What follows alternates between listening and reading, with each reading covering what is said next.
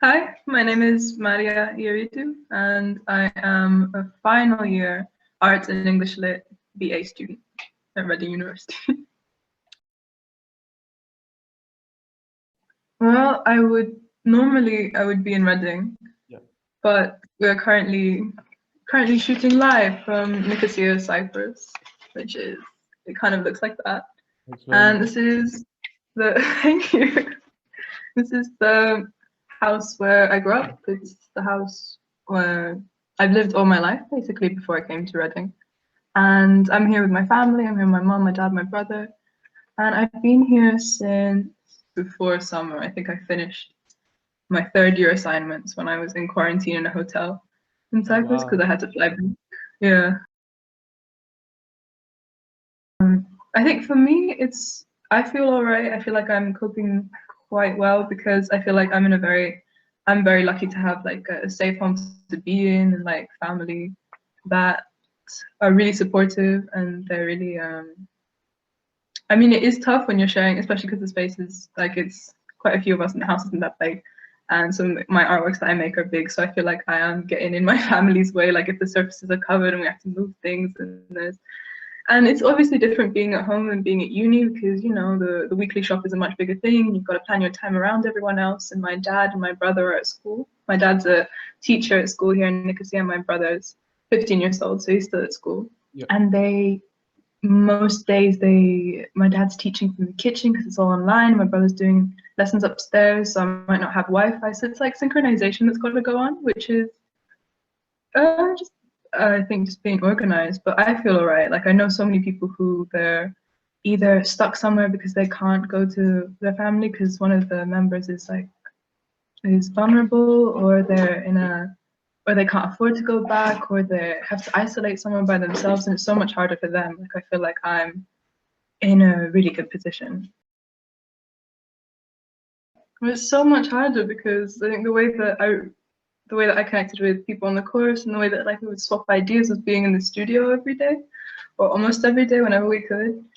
And it was just so, I took it for granted how simple it was, the way that you could just ask everyone for their opinion and like everyone who passed by. So they could see it in progress, which was really great. And I think the way that I stay in touch with people now is Messenger, I think, and having calls and video calls, which is so not the same. And it's never something that I used to do before. Like I wasn't very much like a call people and talk to them for hours person. I was a person that would show up and go and see someone because I think it's just so much more important. But then I think since coming to uni, because I'm a international student, I learned that sometimes you don't want to feel like too disconnected from people. You should put in the hours and like have 5 hours long calls, even if you're not doing anything amazing in particular. Just, you know, you're cooking something, they're cooking something somewhere else. And it's nice to keep in touch that way. But that is with the pandemic that's increased like tenfold. Yeah. And it's become massive calls with masses of people in a way that's really nice. I mean, I feel very fortunate that we have that way of keeping in touch. But that's quite rough, the fact that I miss everyone.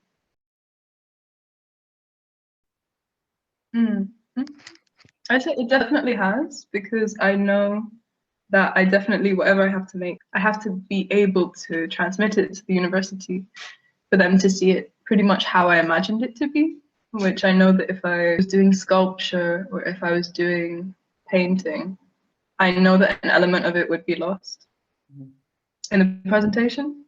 Luckily, I'm continuing what I was doing before I left, which was video, which is really great because I think that's kind of the beauty of video as well, because like, you know, if it's on a screen in this massive cinema in California, or if it's on someone's iPhone, it's not the same, but it is kind of the way that the medium adapts to different screens, to different places, is all part of it, which I think is quite cool. It's very democratic in that way.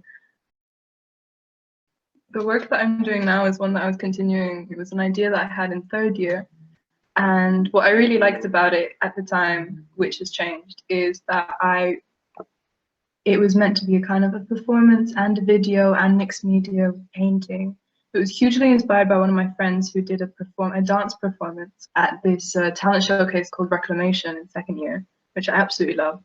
And I had this idea of how movement is kind of expressive, but also a way to like take things in, like reading those movement, even though you don't really think about it that way, because it's kind of like you're static, but your eyes are moving and like the pages are moving and the words are moving like through you.